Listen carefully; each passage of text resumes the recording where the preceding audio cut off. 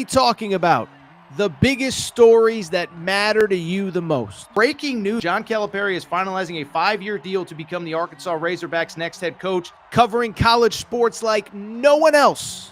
The biggest guests in sports. We now welcome in Hall of Famer Jim Calhoun. Such a pride I had, I came to Connecticut. The legend, Tim Tebow, joins us. We'll run it back. I like it. The legend, Herschel Walker.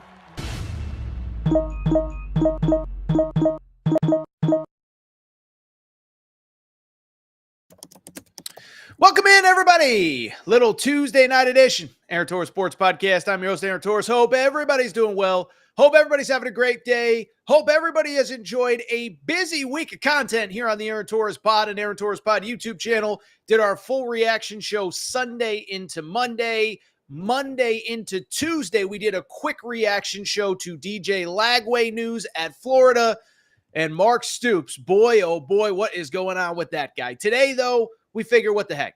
We're a couple days into the week. It's time to look ahead to week 3. We are previewing all the big games. We are previewing Bama-Wisconsin, Florida A&M, South Carolina LSU, Kentucky, Georgia, Arizona, Kansas State, on and on and on. Should mention, by the way, your boy Torres, my best bets the first 2 weeks, 8-3 overall against the spread, 72%.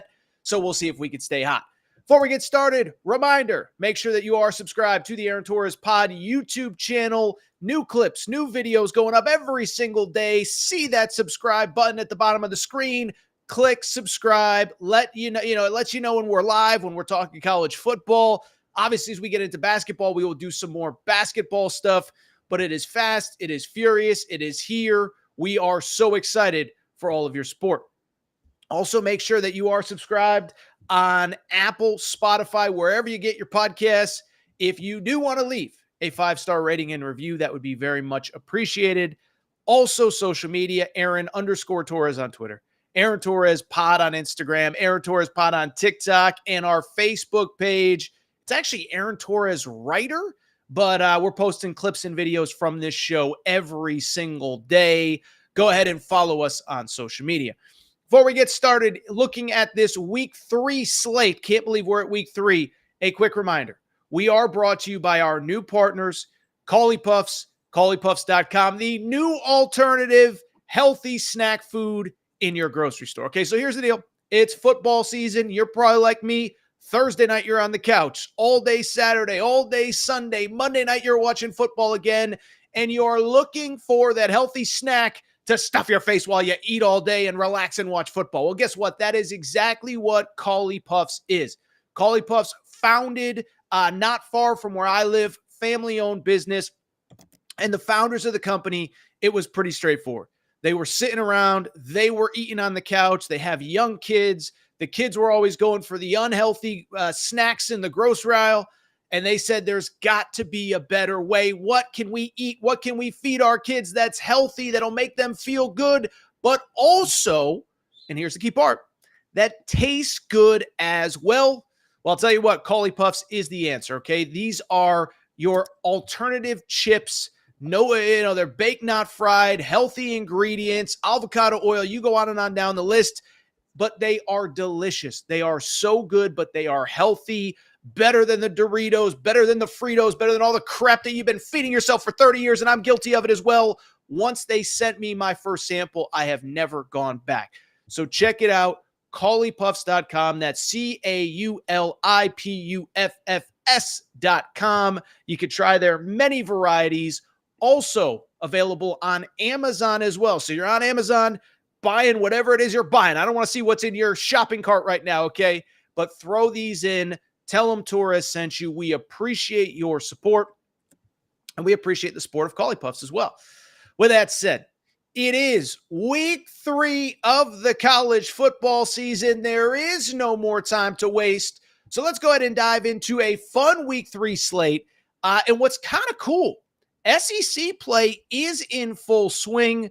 So let's start with what I think is maybe the most important consequential game of week 3, a matchup of very interesting teams, both with a loss on their resume already. Neither can afford another if they hope to have the season that they're looking for. I am, of course, talking about A&M at Florida. A&M, by the way, we're recording on Tuesday night, so the line may change if you see this or listen on Friday or Thursday or whatever. But A&M actually a 4.5-point favorite. The over-under, just 46.5. Going into this game, listen. First of all, exciting game. Like I said, both teams have taken a loss. But we know what the big story is in this game, right? There is no doubt. There is no secret. It is the Florida quarterback situation. Something that, listen, I can criticize Billy Napier, but I give him credit for being transparent on Monday.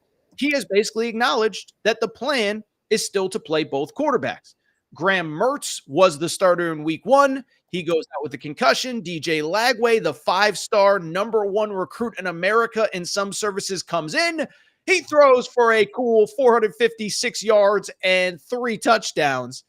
But Billy Napier says the plan all along has been to play both. The plan is to play both. Listen, I did reaction to this on Monday night. Fundamentally, I'll be quick because I want to get into other elements of this game. But if you're asking my opinion, I just disagree with it.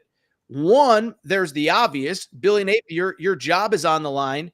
If DJ Lagway is good enough, he's going to allow you to keep your job. If he isn't good enough, you're going to get fired anyway. You might as well go down guns blazing. But 2, I'll also just say, I just think, I get that it's the noble, probably right thing to do, not for Graham Mertz to lose his job for an injury that was out of his control. But I also just think when you have 2 quarterbacks, you have none. At some point, you are going to have to go with one of these 2 anyway. And like I said, you fall to 1-2 in this game with what we know is the rest of an insane schedule. It's not getting any easier. I think this is just a dumb mistake by Billy Napier. I would play DJ Lagway. It seems like he's going to play both. Maybe he's pulling a fast one on us, but I'll be blunt. I don't think Billy Napier's smart enough to pull that off. Anyway, did that reaction, but part of the reason that it's kind of important to me that you play that you play DJ Lagway is because in that opener against Miami, you had no ability to run the football, right? That's part of it. Is you go back to the Miami game. And listen, maybe Miami is just an elite team, even more talented than we give them credit for. But remember, in that game, Graham Mertz threw for 91 yards and you only ran the ball. The stat line says 139 yards, but 71 of those yards came on one play from Montrell Johnson. So we're basically talking about 80 yards rushing on about 25, 26 carries. I'm sorry. You did not prove you could run the ball, and that to me is a very interesting element of this game. Whoever is the quarterback, especially if it's Graham Mertz, can you find balance? Because I'm not sure that you can. To Florida's credit, I guess they ran the ball successfully last week. They were, of course, playing Samford. The counter to that, of course, is that they were playing Samford. And oh, by the way, Lagway was playing the entire game. In terms of Texas A&M, listen, we know their situation as well. Lose to Notre Dame in the season opener, beat McNeese in dominant fashion last week. But when I start to look ahead to this game, what's interesting to me, what's going on with Connor Wigman? That to me is the story of this game and maybe the story of this season for Texas A&M. Starting quarterback at A&M was excellent as a true freshman. Last year was playing well, but gets hurt early. This year, 23 of 44, 225 yards in 2 games so far this year, right? And you go back to that opener against Notre Dame. 100 yards passing, 12 of 30, and you sit there and say, well, maybe Notre Dame's defense is just that good. Then last week against McNeese, he does complete 11 of 14 passes, but it's only for 125 yards. I know Mike Elko, I know Colin Klein, we're trying to get him into a rhythm, but that to me is a huge question mark with Texas A&M. Can you get Connor Wigman going? Can he make plays? Because even though I'm not a big fan of Florida's defense, the bottom line is if they can crowd the box because they're not intimidated by your quarterback, there's really not much you can do. Texas A&M, by the way, if you're looking for positives and negatives coming out of last week, they did run the ball very effectively against McNeese State, 333 yards, almost 9 yards per carry.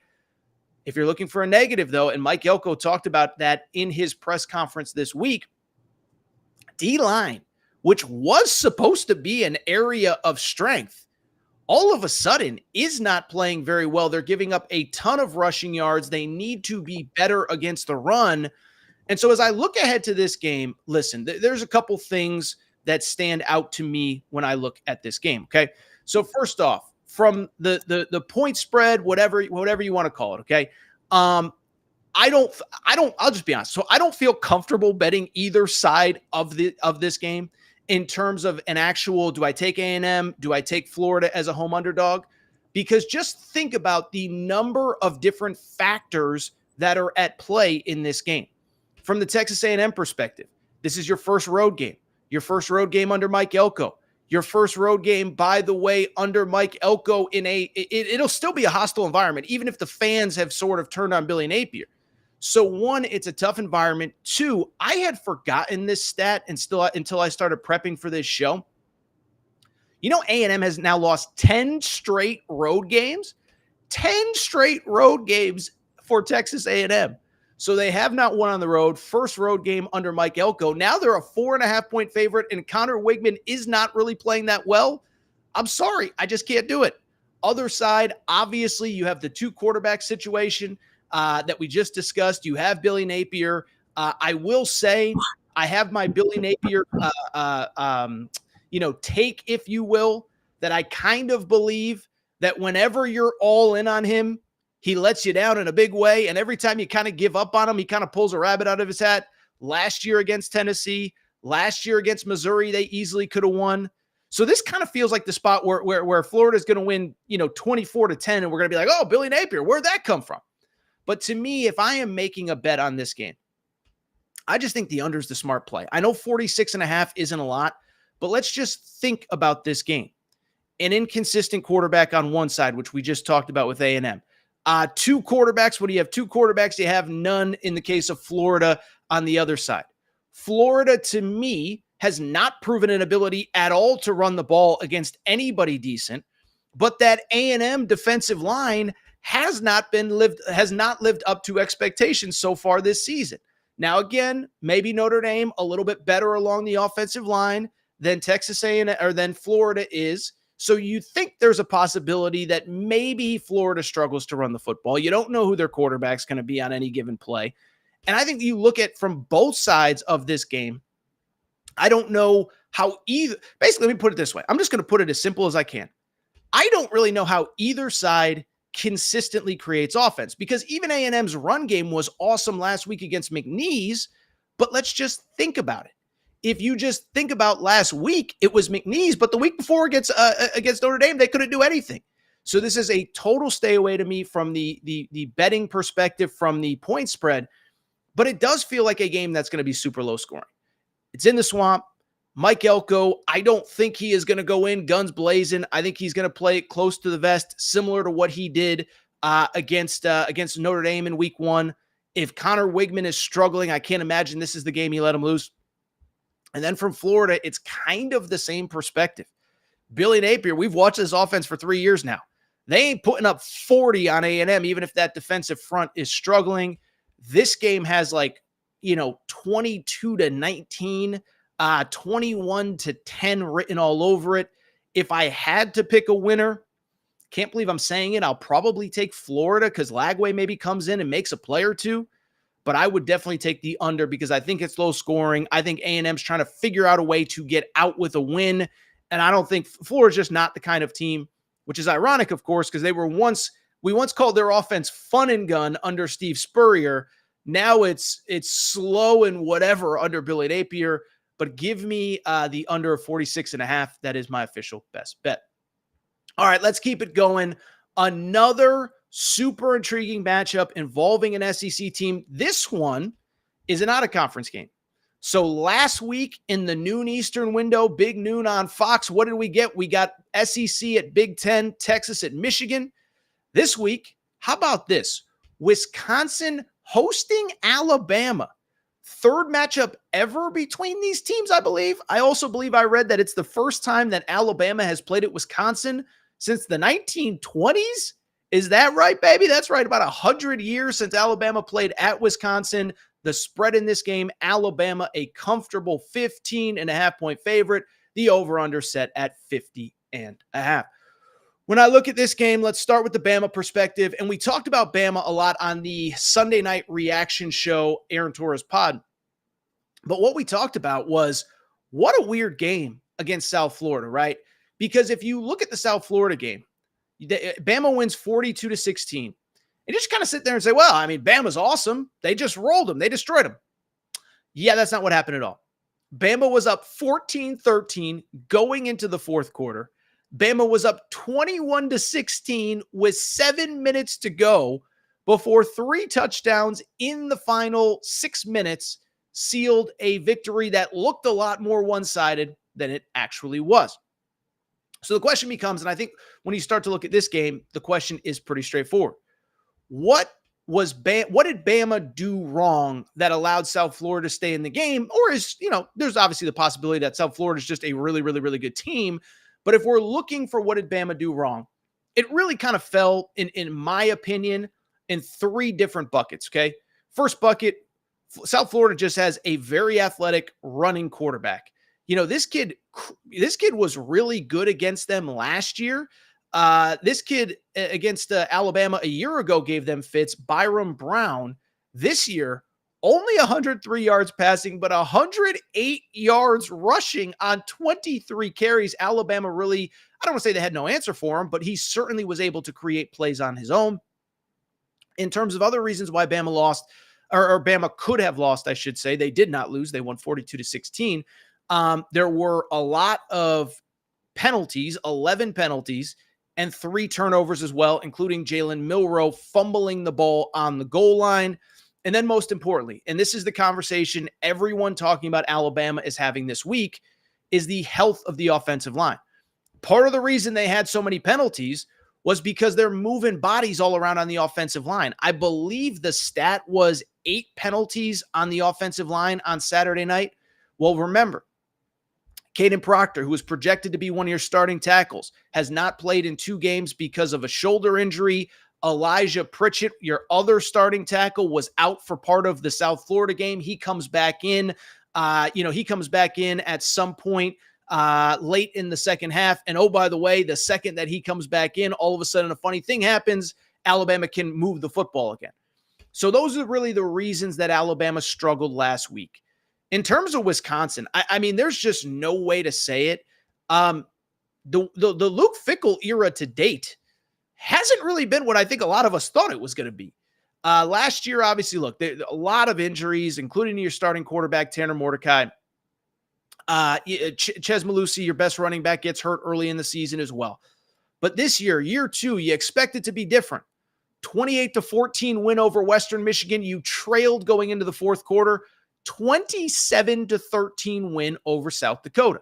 So you're 2-0, but your offense has not looked good against 2 inferior teams, including an FCS team. And when I look at what ails Wisconsin, I think it was the decision, and I'm not criticizing Luke Fickell, but I just think it's a fact.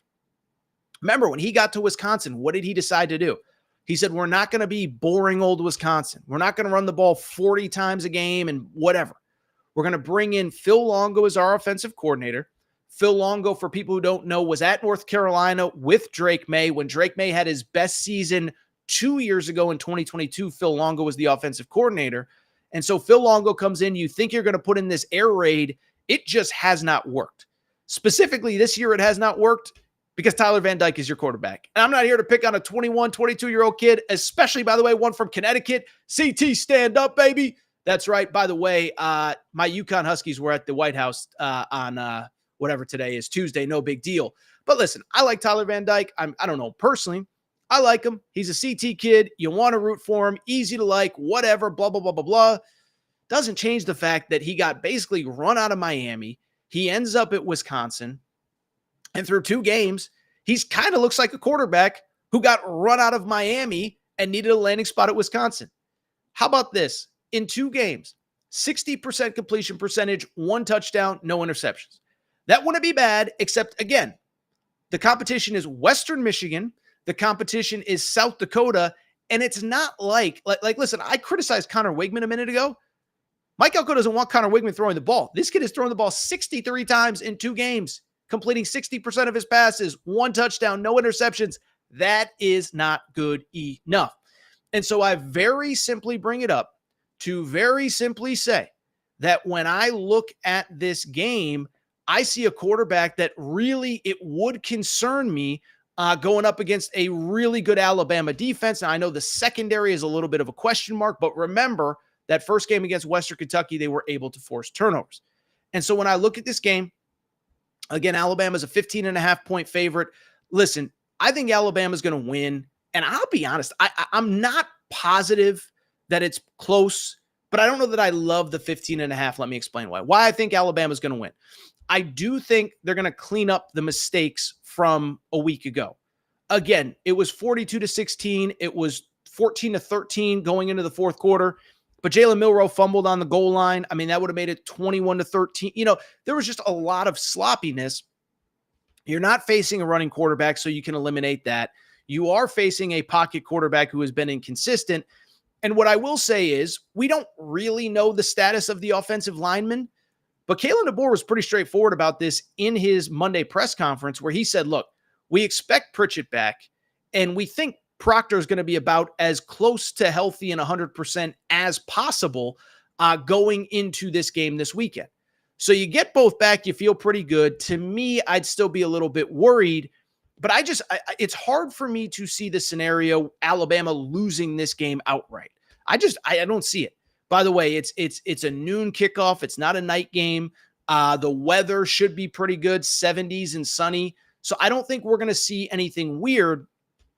But in terms of a best bet, listen, I know that it's not the sexiest thing to talk about, but I'm going to take the under once again. First off, I think we got to remember, I remember going into week 1, we talked a little bit about the helmet comms, right? The ability to hear your offensive coordinator in your ear. How would that affect teams on the road? What I've also found interesting, what I don't think we're talking about enough, is the idea that on top of helmet comms, the clock rules have changed. And also the clock doesn't necessarily stop in the ways that it used to. Fewer plays, fewer possessions. I think it leads to more low scoring games. But I also think you got to look at this specific game and the scenario that we're talking about. For Alabama, first of all, for Wisconsin, the only way to keep it close is to not let Tyler Van Dyke beat you. Try to establish the run game. Try to get Ches Malusi, your best running back, going. By the way, it is worth noting, I criticized Tyler Van Dyke a minute ago, but the running game has produced 150-plus yards in both games this season, so they've got a semblance of a run game. And then from the Alabama perspective, one, I'm worried enough about the injuries where I could see the scenario that they simply that they simply don't move the ball super effectively against what the best defense will be, the best defense that they've seen so far this year. The other thing I would add, though, is I was thinking about this. 2 star offensive linemen banged up. Next week, you know what Alabama has? A bye.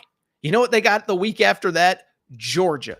And so I could see this scenario where this game almost plays out a little bit like the Texas-Michigan game from a week ago.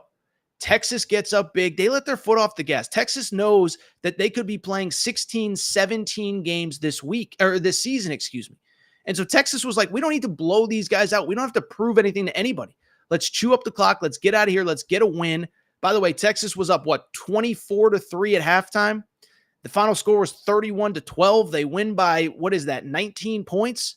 So you look at this Bama game. I mean, what if they're up, 24-3 going in the fourth quarter, and they just let their foot off the gas? Wisconsin scores a touchdown late for the backdoor cover.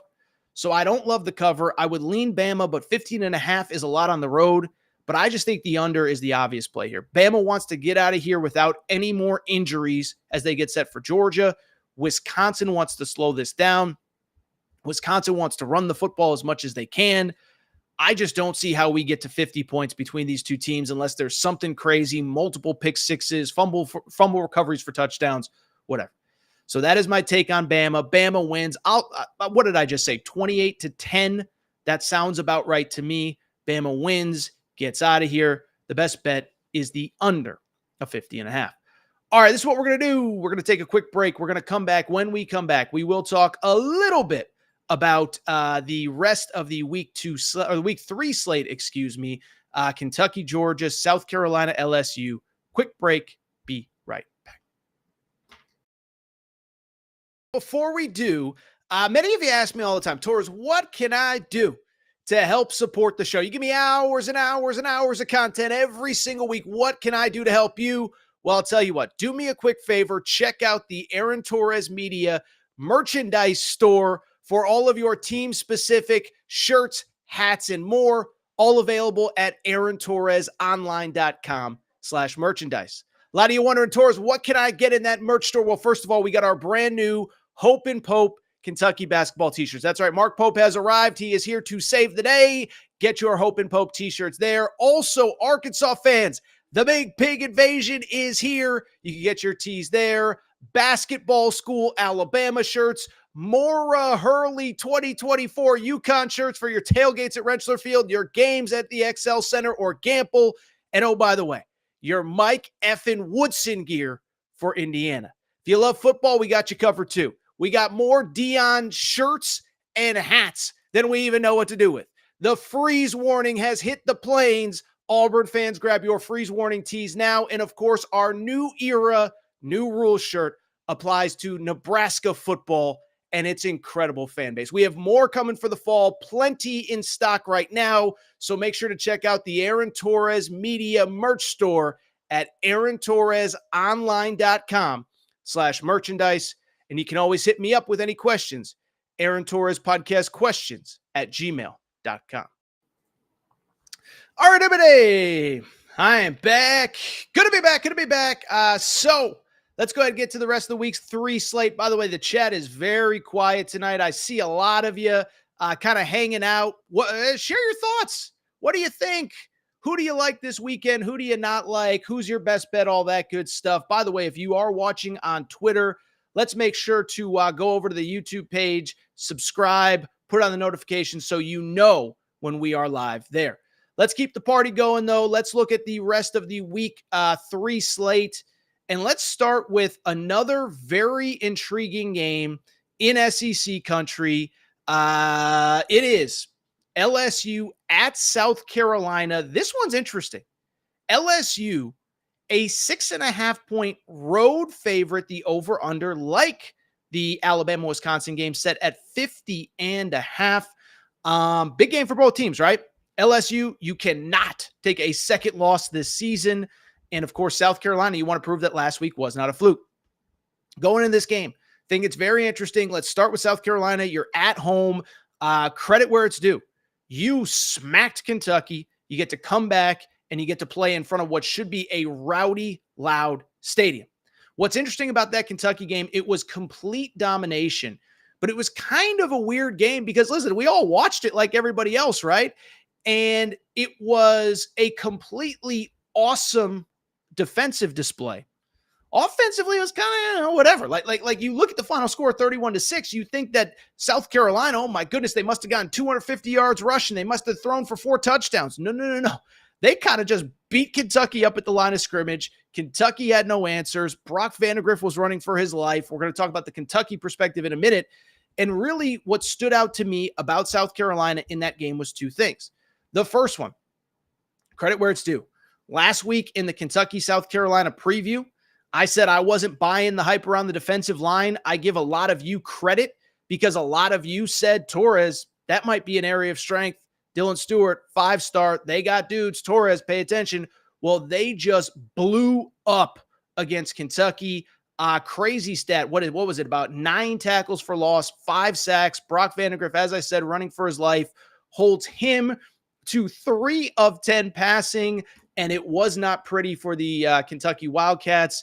As you know, listen, we know what happened from the Kentucky perspective, but from the South Carolina perspective, what was equally interesting, as great as the defense was, the offense is still very much a work in progress, right? Because again, you expect it to be, you think it's going to be, you look at the score and you think it's going to be a certain way. South Carolina only finished with 252 yards of total offense. Lenora Sellers, 10 of 14 passing, 166 yards. So he did hit some big plays, but it wasn't like they were throwing the ball all over the field. It wasn't like they were running all over Kentucky. 79 carries for 35 carries for 79 yards. I am all over the place in this preview. 2.5 yards per carry. It's not like South Carolina was able to move the ball all over. From the LSU perspective, by the way, also worth noting with South Carolina, they, of course, nearly lost to Old Dominion just a week before that. LSU, you talk about an interesting result. So they obviously played USC in week 1, the other USC, Southern Cal, and they took that L. But then they come home. They're playing Nichols last week. Very strange game with a couple positives, but quite a few negatives as well. They win 44-21. Garrett Nussmeier was awesome. Throws for 6 touchdown passes. The problem for LSU, they finished with just 68 yards rushing against Nichols. The defense, listen, I think the defense probably a little bit of an overrated in terms of, how bad was their performance. Bottom line is they did give up 21 points. They didn't give up a single point after the first possession of the second half. So the final, whatever that would be, 35 minutes, 25, 28, 30 minutes of the game, they completely shut out Nichols. So defense needs to be better. Run game certainly needs to be better. The passing game is elite, though. And as I start to look at this game, think the line is very interesting, right? Because, again, South Carolina has that dominant win. You just kind of assume they're coming home, all the momentum, home field advantage. They got to be a favorite or a pick 'em or whatever. No. Vegas still likes LSU. And I'll be honest, in terms of this pick, I like LSU as well to win outright and cover the 6.5.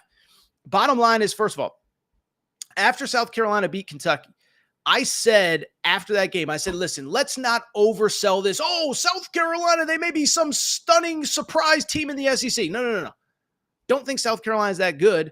Just think it was the right team at the right time, and maybe Kentucky isn't as good as we thought. And so I said, I don't think South Carolina is that good. South Carolina fans got mad, but apparently Vegas agrees with me.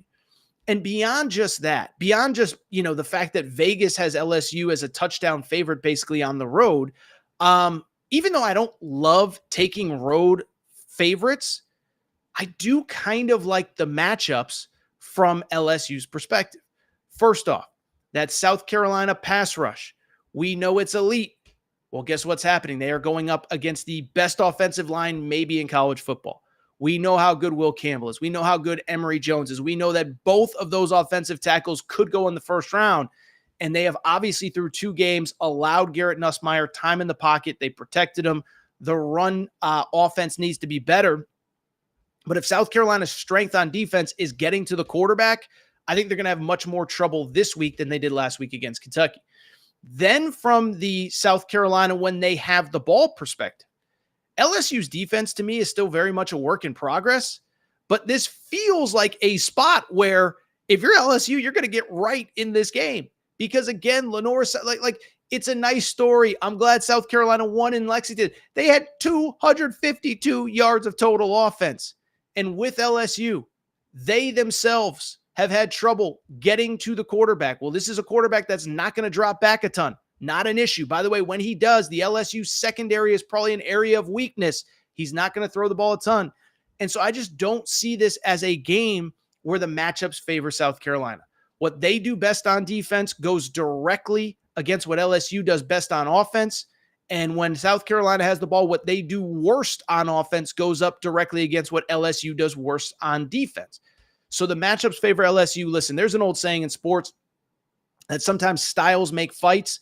And this just feels like a game where the styles do favor LSU. And I do like LSU to go into South Carolina, get this win. They need this win. I believe that they get it. I will say the final score is somewhere in the neighborhood of like 30-14 or something like that. I'll just be honest. I just don't think South Carolina is very good. Maybe I'm proven wrong. Said the same thing about them last week before they played Kentucky. I was dead wrong last week. Maybe I will be again. But this is one that, in my opinion, very much favors LSU. Final SEC game. Then we'll do some quick hitters before we get out of here. We got to do it. Kentucky fans, cover your ears. Kentucky fans, hide the children. We got to talk Georgia at Kentucky. Georgia is a 24.5-point favorite in this one. Unbelievable here. 24.5-point favorite. Georgia goes into Kentucky. The over-under in this game is 45.5. It's going to be a night game at Kroger Field. So you hope that the fans come out. By the way, I see the ticket resale price is going a little bit down. So you wonder how much Kentucky fans are willing to show up after what they saw last week against South Carolina. And as I said, and I did a segment on it on the YouTube channel earlier this week, it feels like last week was a turning point for the Kentucky fan base. Mark Stoops has always kind of had this unwritten agreement. We might not beat Georgia. We might not beat the best teams in this league, but we're going to take care of the teams that we're supposed to. Well, he suffers a third straight loss to South Carolina this past weekend. Obviously Missouri has lapped him as a program. Still have success against Florida, so you got that going for you. 3 straight wins against Florida. But it was a frustrating game for Kentucky fans, and Kentucky fans have every right to be frustrated with what happened to their team a week ago. I think the biggest thing that was just shocking to me, and it was shocking to everybody. Listen, I even had Kentucky fans say, Torres, you're underrating South Carolina's defensive line. Okay, that's cool. I get it. I did not think Kentucky was going to be that bad, though. By the way, listen, we could say, oh, it was only Southern Miss. But that first game of the year against Southern Miss, Kentucky largely did whatever they wanted when they had the football, put up 31 points in 2.5 quarters. So even if you thought, okay, maybe South Carolina's a little bit better than they're getting credit for, maybe Kentucky's a little bit worse, I did not see 183 yards of total offense for Kentucky. I did not see Brock Vandagriff going 3 of 10 passing for 44 yards. I don't blame him. The blocking wasn't good enough. And it's crazy because you see 139 yards rushing for Kentucky. You say, maybe it's not that bad. Well, here's the problem. They ran the ball 46 times, which means it's 3 yards per carry. This was just a game where everything that could go wrong did. You couldn't stay on the field on third down. You couldn't get stops when you needed to. South Carolina made big plays. South Carolina played confident. And again, as we just talked about with South Carolina in their game going into this weekend, they were in the backfield all day in this game, keeping Brock Vandagriff on their toes. Georgia, listen, I'd love to sit here and overanalyze the Tennessee Tech game from a week ago. Don't know that there's like a lot to really dive into. Georgia wins 48-3. It's a game where they scored on 7 of their first 8 possessions. The only possession they did not score on, it was right before that the first half ended, the clock ran out. And so Georgia's pretty good. We saw them against Clemson a few weeks ago. And that Clemson game, listen, we all watched it. You don't need me to go through, play by play. But Clemson, to their credit, was able to hang tough for a half. Georgia was able to pull away late because they just have more size, more speed, and more depth really was the issue with Georgia and Clemson. So going into this game, Georgia, a 24.5-point favorite. They got to cover. They got to win. They got to dominate. They got to embarrass Kentucky even more than they're already embarrassed. That's what's going to happen on Saturday, right? I actually don't quite see it this way. My best pick and my best bet is actually Kentucky plus 24.5. Listen, I'm not going to sit here and pretend like Kentucky is going to win this game. They are not. But I do think we have to be careful about judging teams at their absolute best and absolute worst, right? I'm just trying to think of an example, right? Colorado last year is probably a great example. We judged them at their absolute best, and people were saying, oh, are they a playoff team? No, they were never a playoff team, but they were not a 1-11, whatever. You get the point I'm trying to make. And so when I look at Kentucky, we are seeing them at the lowest possible moment that they could have. But as I said, I just don't think they're that bad. And as bad as it was against South Carolina, again, I'm not going to use Southern Miss as some indictment that Kentucky is way better than we think they are. But Brock Vandagriff, when he had time, looked pretty freaking good. Brock Vandagriff threw for 3 touchdown passes. Berrien Brown is an NFL wide receiver. Dane Key is really good. I know that Georgia secondary is filthy, but if you can just give him an ounce of time at home, he will be okay. And then again, the Kentucky defense, as bad as it was against South Carolina last week, really wasn't that bad. Gave up 250 yards against South Carolina, gave up 131 yards in 2.5 quarters against Southern Miss in week 1. And so I just don't think this defense is as bad as people think. And again, the defense wasn't even bad last week in the game against Georgia. And so when I look at this game, I look at it from both perspectives. And Georgia, listen, we could say whatever we want. They were a little bit sloppy early in that game against Clemson. Well, now it's week 3. Back-to-back dominant wins. You're going on the road. It's a night game. Lot of blue. It's going to be loud. Listen, I know Kentucky fans are frustrated right now, but I also know Kentucky fans, by the time kickoff comes on Saturday, will show up. They'll be loud. Maybe have a few bourbon and whatever's, in the parking lot. And it's going to be loud. It's going to be a tough place to play. And I think from the Georgia perspective, a couple things. Tough place to play. First true road game. I get they played Clemson on a neutral, but let's not forget Clemson, of course, or that game was in Atlanta. I know Clemson is not a far drive, but it was mostly Georgia fans. So you're going on the road. And the other thing is what we talked about a minute ago with Alabama at Wisconsin. Georgia is a team that this coming week has a bye, and then next week has Alabama, excuse me. So for Georgia, is it about putting up 38 points and showing how great you are in week 3? Or is it about getting through this game unscathed, uninjured, and getting rest going into Bama, making sure nobody gets banged up? This is a sport, again, where the best teams are going to have to play 16 to 17 games in a season. I just don't see the scenario where Georgia cares about blowing out Kentucky. And so you factor that in. The other thing I will say, as somebody who's been doing these betting pods and betting picks every year for years now, for whatever reason, Kentucky always plays Georgia pretty tough at home.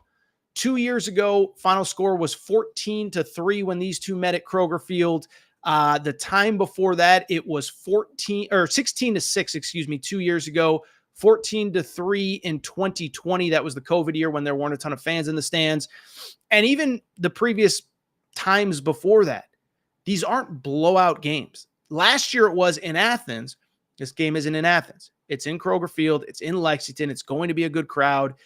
I think Georgia wins, 31-10, 28-10, something like that. They get out with the victory, but I don't think it's about style points. I think they get the victory. I do think Kentucky covers.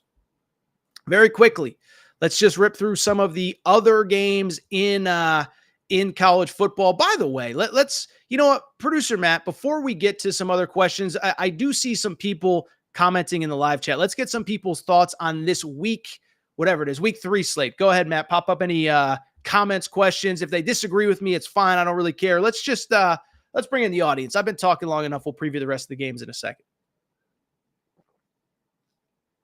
All right. Brent, Bama 35, Wisconsin 13. That feels about right. That would go against the under that I took a minute ago of 53.5, or no, it wouldn't actually. That would actually, the under would hit in that game, but that feels about right. I don't think Wisconsin is going to be able to move the ball against Bama. I don't think Bama, again, just like Georgia, we said a minute ago, cares about style points. So when I look at that game, Bama's going to try to get out, get a victory, keep that offensive line healthy. And I think something weird has to happen for Wisconsin to score more than 14 points. I think they're in the 3-10 range. They don't trust the quarterback. When you don't trust the quarterback, you try to run the football. When you try to run the football and you have a defense as good as Bama's, they're going to load the box. Bama wins comfortably. It's funny. I was even texting some Bama media people that I know that today, Bama friends, kid who runs our Torres on Bama account. As bad as South Florida was the other day, I don't know that anybody is really that worried about that game from the Bama perspective. I just think they want to get healthy for Georgia in a few weeks. Let's keep it going with other questions, comments, thoughts. Randy says Georgia will cover by halftime, probably will top the over by halftime as well. Well, if they top the over by halftime, what is the over? 45.5? If they have 46 at the half, Mark Stoops might just want to stay in the locker room at halftime because it could get very ugly. Going to be a lot of boos going into the locker room at halftime. Listen, they're not going to hit the over by halftime. But here's the thing. One, even if they do cover by halftime, remember, there's a second half. They'll be playing backups. By the way, this isn't a glasses half full version of Kentucky in any way, shape, or form, but there is some truth to it. Is that, if we're just talking about betting picks, I think they're going to call off the dogs, no pun intended, pretty early. I won't do my dog bark like I used to for Georgia, but I think they're going to call the dogs off pretty early. It's not about style points. I think that they win, like I said, 28-10. 31-14, something like that. And I'll say that I think if you give Brock Vandagriff time, he'll be fine. You just got to give Brock Vandagriff time, which they did not against South Carolina the other day. Any other ones before we get out of here? Give me South Carolina and the points against LSU. Listen, here's the thing with South Carolina is I don't think their quarterback's very good. And I don't trust the quarterback. And if you don't trust the quarterback, they didn't run the football well against Kentucky.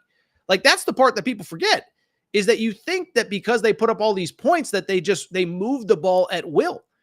252 yards of total offense for South Carolina. They ran the ball 79 yards rushing for 2.3 yards per carry. By the way, producer Matt, do you know who South Carolina's second leading rusher was in that game? Their backup quarterback, Robbie Ashford, baby. That's right, the former Auburn Tiger. We'll see. I'll say this for LSU. With that O-line, you shouldn't be as bad running the football as you are.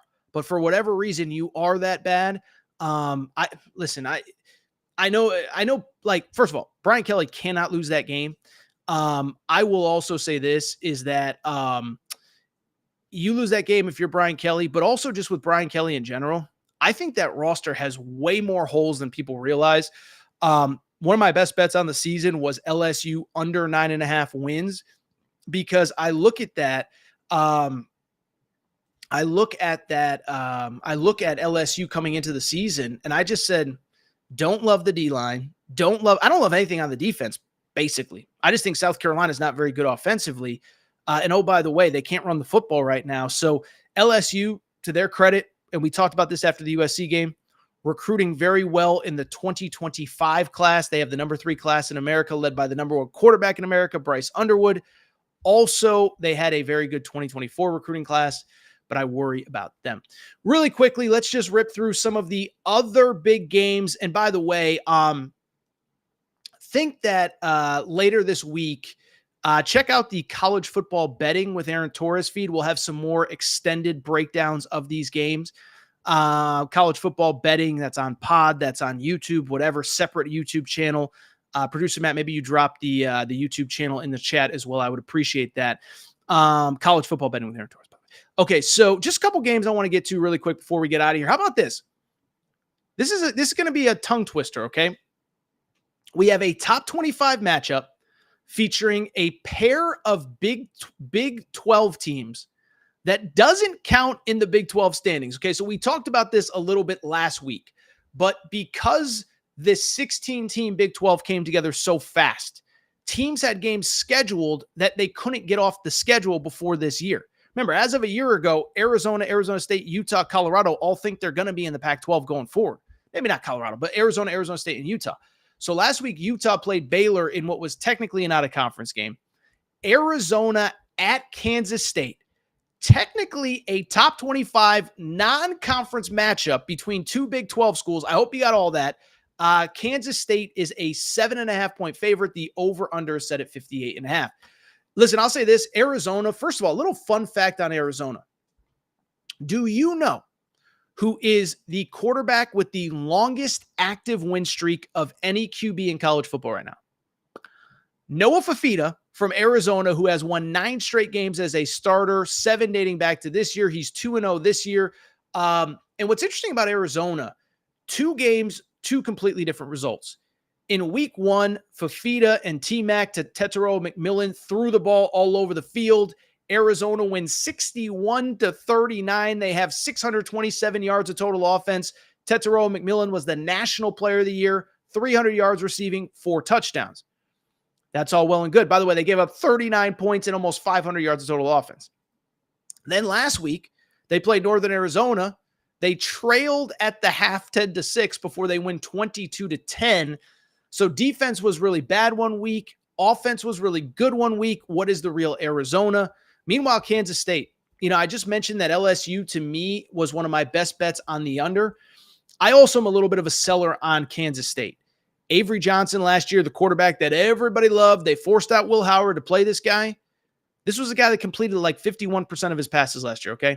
And so I bring it up because last week at Tulane, Kansas State survived, but I think you kind of saw some of the deficiencies. Gave up 491 yards of total offense. They ran Tulane threw the ball all over the field, 342 yards through the air. And to the credit of Kansas State, they were the ones that ran the ball really effectively as well. And so when I look at this game, you know what I see right here? I see a classic over in this game of 58.5 on Friday night.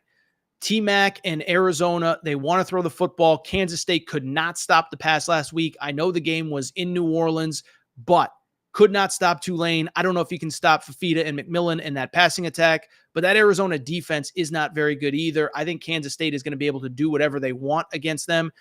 So you get an over-under of 58.5. Listen, I bet this is closer to 60 by kickoff on Friday night, but it is a Friday night game, top 25 matchup. I like the over in that game. No strong opinion on who wins. I think both teams can break 30, though, because I don't really trust either defense, especially, again, we talked about it a minute ago, strength on strength with LSU-South Carolina.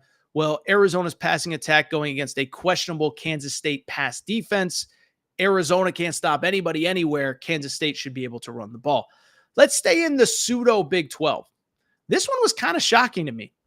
Colorado, 7.5 point favorite at Colorado State, the over-under at 58.5. If you have the guts to take Colorado as a more than a touchdown favorite on the road, God bless you. You're a braver man or woman than I am. Colorado, we saw it against Nebraska. It was bad. Shedeur Sanders left early. Shiloh Sanders is out with an injury. And I said this after the first game against North Dakota State.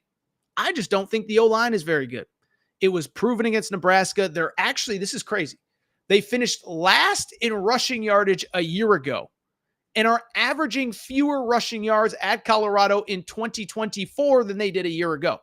So I know it's Colorado State, but you gotta show me something at some point, Colorado. And I don't want to hear it's crazy. Listen, I've been as big of a Deion defender as anybody, but I saw today, I was watching TV and they were like, well, he's got to leave Colorado. He's not going to be able to get the players he needs. He should take the Florida job. What if Florida State opens? First of all, Florida State's not opening, but it's not the players. At some point, it's the coach. Undisciplined, unprepared, not ready to go. I've been a Deion guy, but I'm sorry. It's been bad. Colorado State, by the way, is not good either. 52-0 loss to Texas to open the season. Then last week, they played Northern Colorado 38-17. They win against an FCS team. I'll say this, total stay away to me. I just, I could not be less interested in betting this game. I don't see any side, any angle, any interest, maybe the over of 58.5. I could probably talk myself into that one. But Colorado State, I don't think is very good. Colorado right now is one of the most inconsistent teams in all of college football. Total stay away to me. And I cannot touch that game. A couple other games really quick. How about this? A Big Ten opener for UCLA on Saturday night. They are hosting the Indiana Hoosiers. This sounds like a good college basketball game. Indiana at UCLA. Blue Bloods from another, century. Be a great basketball game in 1981. But I'll say this. UCLA barely survived their opener against UCLA.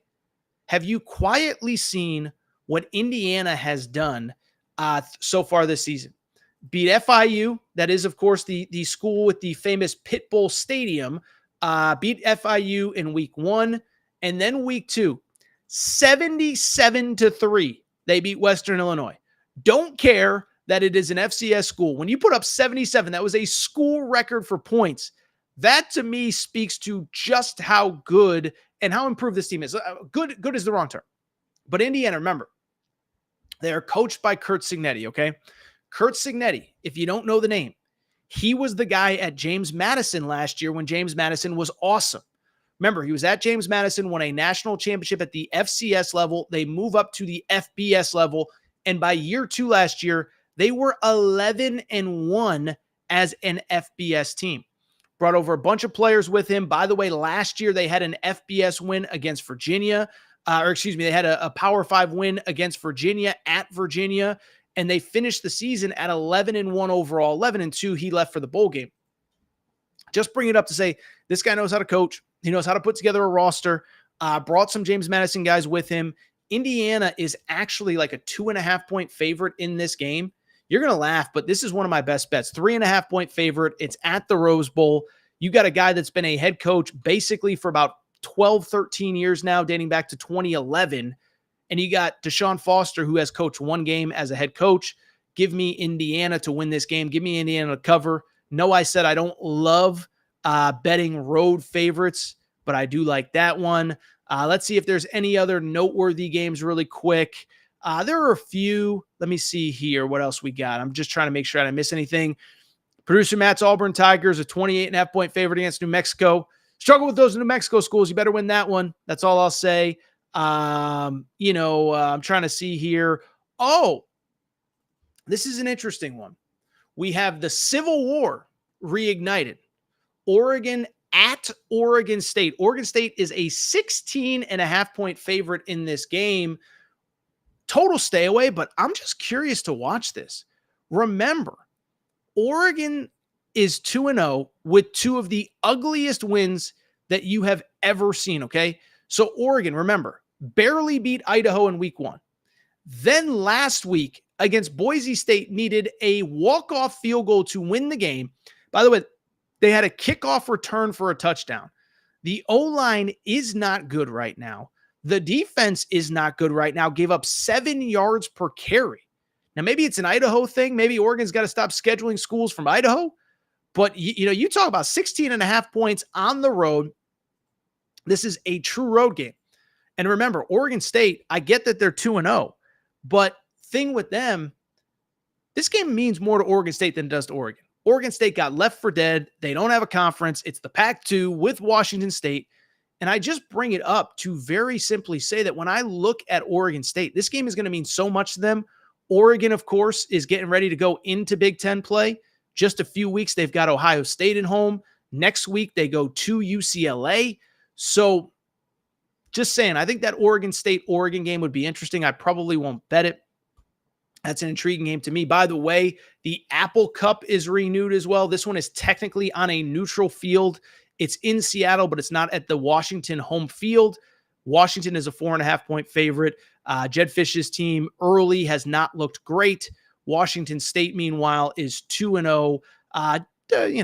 Washington's looked okay, but, they haven't played the best competition yet. I think it'll be an interesting matchup. Another one that I think could potentially lose. All right.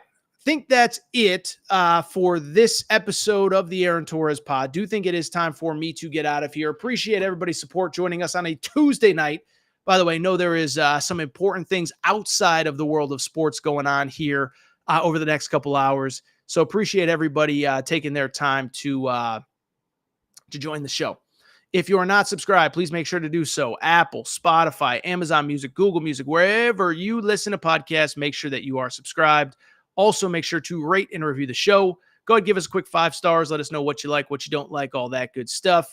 Make sure you're following on social media at Aaron_Torres on Twitter, at Aaron Torres Pod on Instagram, Aaron Torres Podcast Questions at gmail.com, Aaron Torres Podcast Questions at gmail.com. That is all for today's show. I am going to get out of here. Do appreciate everybody's support and appreciate everybody tuning in here on a Tuesday night. Shout out to Torrent Craig. Shout out to Rachel, who hates my voice. Shout out to JJ Reddick, you F-head. Unblock me, bro.